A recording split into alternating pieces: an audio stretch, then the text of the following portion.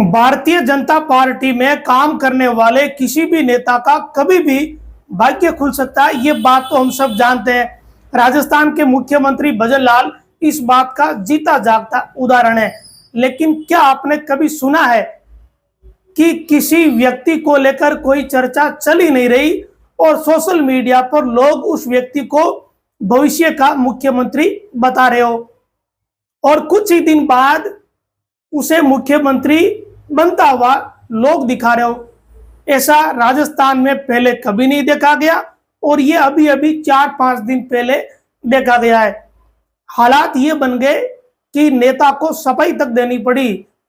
हम बात कर रहे हैं सीआर चौधरी से जुड़े घटनाक्रम के बारे में। दरअसल 5-6 दिन पहले लगातार 2-3 दिन तक सोशल मीडिया पर एक बात फैलाई गई कि राजस्थान में अगले मुख्यमंत्री सीआर चौधरी हो सकते हैं और इस अफवाह को इतना बल मिला कि ट्विटर, जिसे आजकल एक्स कहा जाता है, उस पर बकायदा दर्जनों पोस्टें लोगों ने कर दी। आजकल ट्विटर पर सब कुछ रीच के लिए चलता है। रीच यानी ज्यादा व्यूज आएंगे तो ज्यादा पैसे मिलेंगे और उस चक्कर में बहुत सारे लोगों ने सीआर चौधरी को सोशल मीडिया पर भविष्य का मुख्यमंत्री बता दिया। अब हालात ये हुई कि ये बात बीजेपी तक पहुंच गई और परिस्थितियां कुछ ऐसी बनी कि आज से 2 दिन पहले सीआर चौधरी को बकायदा सफाई देनी पड़ी कि जिस फोटो के साथ आप सूत्रों के हवाले से कुछ गुणसूत्र लगा रहे हैं वो सारी बातें झूठी है और रक्षा मंत्री राजनाथ सिंह के साथ जिस फोटो का हवाला दिया जा रहा है वो वर्ष 2016 का है। सीआर चौधरी ने जब ये बात कही तब इसका पटाक्षेप हो गया। लेकिन हम इसके बारे में बात करने की बजाय इसके बारे में बात करेंगे कि ये नैरेटिव क्यों बनाए जा रहे हैं और इसके पीछे कौन हो सकता है। क्या सीआर चौधरी का कोई समर्थक वर्ग ही ऐसा कर रहा है या फिर सीआर चौधरी को धीरे से निपटाने की कोशिश करने वाले लोग ये कर रहे हैं? देखो, कोई ना कोई तो इसके पीछे है। कहीं आग लगी है तभी ये धुआं उठा, ऐसे तो ये बात हुई नहीं। सीधा सीधा लोग मुख्यमंत्री बना रहे हैं। भला इतनी हिम्मत लोगों की होती नहीं कि वो ये लिख दे कि सीआर चौधरी थोड़े दिनों बाद मुख्यमंत्री बनने वाले हैं और उन्हें वसुंधरा राजे गुट का भी समर्थन प्राप्त है, ये तक कह दिया। तो ये जो कुछ हुआ इसके पीछे कहानियां हैं, किरदार है और कुछ ऐसे करेक्टर हैं जो बड़े ही ताकतवर करेक्टर है। बहुत कुछ चल रहा है राजस्थान की सियासत में अंदर खाने। बहुत सारे लोग सीएम भजन लाल से खुश नहीं है, जाहिर सी बात है, ये तो दिखती हुई बात है, कोई छुपी हुई है नहीं।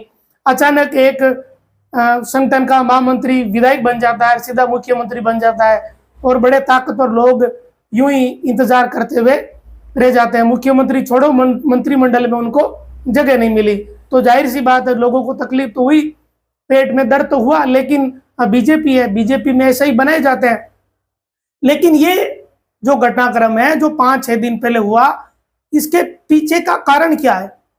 दरअसल इसके पीछे का मूल जो कारण है ना, वो कोई बहुत बड़ा नहीं है, खींवसर का उपचुनाव है। एक खबर निकलकर सामने आई है कि कुछ लोगों ने खींवसर के उपचुनाव में टिकट के दावेदारों के लिए 2 नाम सजेस्ट किए हैं। अब ये बात भी सूत्रों के हवाले से ही है, इसका कोई वेरिफिकेशन नहीं करने वाला, लेकिन मैं जो बता रहा हूं बहुत सोच समझ के ही बता रहा हूं। और 2 नाम उसमें है, एक रेवतराम डांगा, दूसरा सीआर चौधरी। इन दोनों के नाम कुछ लोगों ने सुझाए और अब जाहिर सी बात है उपचुनाव का समय नजदीक है तो बीजेपी इस बात को लेकर सर्वे करवा रही होगी या करवाएगी और एक एनालिसिस हो रहा होगा कि खींवसर में बीजेपी का मजबूत दावेदार कौन हो सकता है। तो बहुत कुछ जो छुपा हुआ है वो इस उपचुनाव के पीछे छुपा हुआ है और दूसरा एक राज्यसभा की टिकट को लेकर। तो ये सब गेम प्लान का हिस्सा है, कोई ना कोई प्लान कर रहा है, कोई ना कोई ऐसी बातें फेंक रहा है। मुसीबत सीआर चौधरी के गले आ गई। जब बात इतनी बड़ी हो कि सीधा सीधा आप किसी को मुख्यमंत्री बना रहे हो तो सफाई तो देनी पड़ेगी और सीआर चौधरी ने बकायदा सफाई दी, इस बात को लेकर सफाई दी कि ये जो मेरा फोटो है जो गृह मंत्री राजनाथ सिंह के साथ है, उस फोटो के जरिए ये बताया जा रहा है कि गृह मंत्री से मुलाकात हुई और जल्द ही कुछ बड़ा होने वाला है। 1-2 जगह ये लिखा गया और बहुत सारी जगहों पर यह लिखा गया कि राजस्थान का मुख्यमंत्री बदलने वाला है और अब जाट मुख्यमंत्री होगा और सीआर चौधरी होंगे, क्योंकि सीआर चौधरी सबके चहेते हैं, किसी से इनका कोई गुटबाजी नहीं है। वसुंधरा राजे गुट के भी ये फेवरेट है। क्या बात है, मतलब जो पीछे का लॉजिक और कारण दिया गया वो इतना सटीक दिया गया कि जो बीजेपी के कार्यकर्ता या सीआर चौधरी के जो समर्थक है उनको यकीन ही हो गया।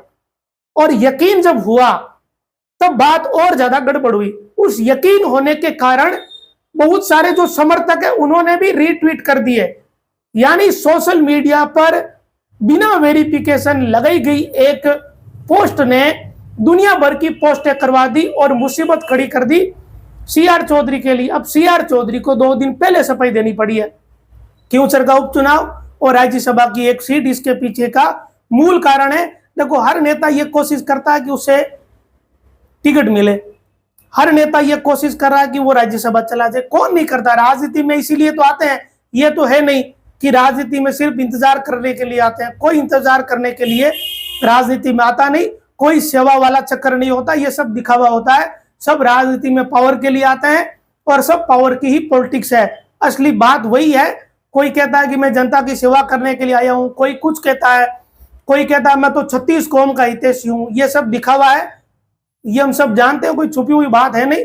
हाँ ठीक है, समर्थक वर्ग होता है, वो अपने नेता की हर बात मान लेता है, उसके लिए वो 36 कौम के भी नेता होते हैं, अपने समाज के भी नेता होते हैं और बड़े दावेदार भी होते हैं। लेकिन अल्टरनेट जो निष्पक्ष लोग हैं या तटस्थ है, जो राजनीति को ठीक से जानते हैं, उन्हें सब पता है कि राजनीति में लोग विधायक या सांसद बनने के लिए आते हैं और जब विधायक या सांसद बन जाते हैं तो उनका सपना मंत्री बनने का होता है और जब मंत्री बन जाते हैं तो उनका सपना मुख्यमंत्री बनने का होता है और जब सेंटर में अच्छा पोर्टफोलियो उन्हें मिल जाता है तब वो ये सपना देखते हैं कि कहीं गृह मंत्री या रक्षा मंत्री बन जाए। सबके यही सपने होते हैं, इसीलिए तो राजनीति में आते हैं।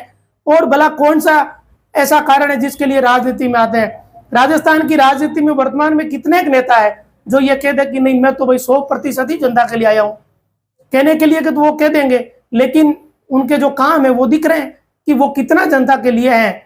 तो ये जो जितना भी घटनाक्रम हुआ, इसके पीछे का मूल कारण क्योंसर का उपचुनाव और राज्यसभा की वो सीट हो सकती है। इसी कारण किसी ने या तो करवाया है या किसी ने खुरापात कर दी। किसी बड़े नेता के कार्यकर्ता ने जानबूझकर ये खुरापात करी ताकि चीजों को मैनिपुलेट किया जाए, चीजों को प्रभावित किया जाए, एक नया सेटअप खड़ा किया जाए, नया नैरेटिव बनाया जाए।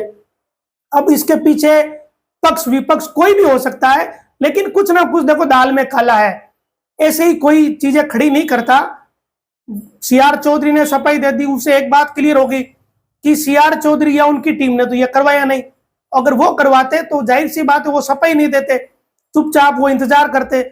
लेकिन कौन वो है जिसने ये सब करवाया है कि सीआर चौधरी मुख्यमंत्री बनने वाले हैं, जाट मुख्यमंत्री राजस्थान में बनेगा, जाट समाज के वोटरों को साधने के लिए बीजेपी ये करने वाली है। तो कोई ना कोई नैरेटिव तो सेट किया ही जा रहा है, कोई ना कोई तो इसके पीछे है।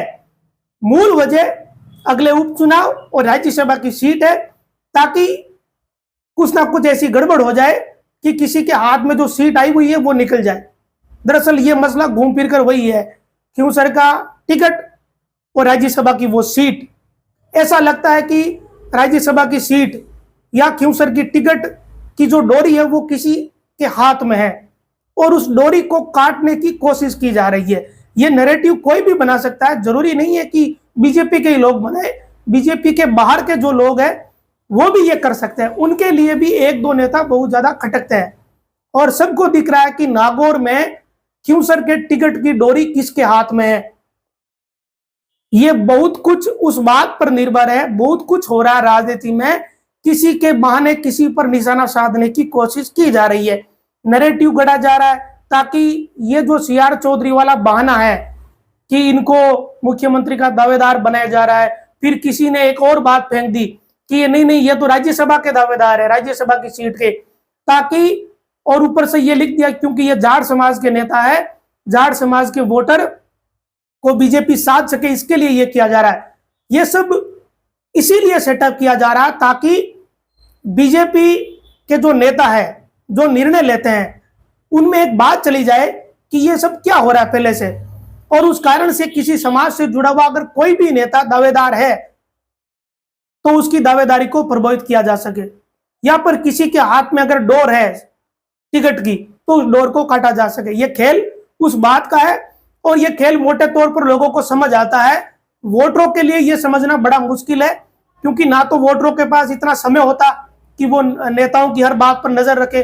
वो तो सीधी सीधी जो टीवी पर, अखबार में या सोशल मीडिया पर खबर आती है उसको देख लेते हैं और उसके अनुसार आंकलन कर लेते हैं। अंदर की बात, गहराई या जो सूत्र गुणसूत्र लोग लगाते हैं, इन पर वोटर पढ़ता नहीं, क्योंकि ना तो वोटर के पास अपना इतना समय होता, वो अपना काम धंधा करता है, अपनी दिनचर्या में व्यस्त रहता। इसी कारण ये नैरेटिव वोटर को प्रभावित कर देते हैं, क्योंकि वोटर इन चीजों को भांप नहीं पाता।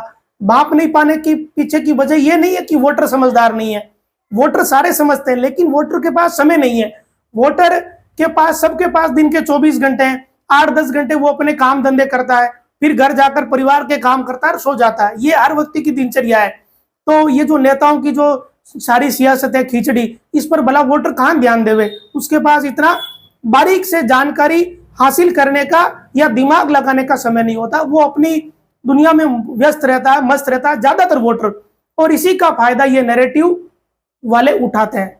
और ये जो नैरेटिव है ये कोई छोटा नहीं है, दिखने के लिए छोटा सा दिख रहा है, लेकिन अगर CR चौधरी समय रहते इस चीज को काउंटर नहीं करते तो कोई ना कोई, किसी ना किसी नेता का हित प्रभावित होता।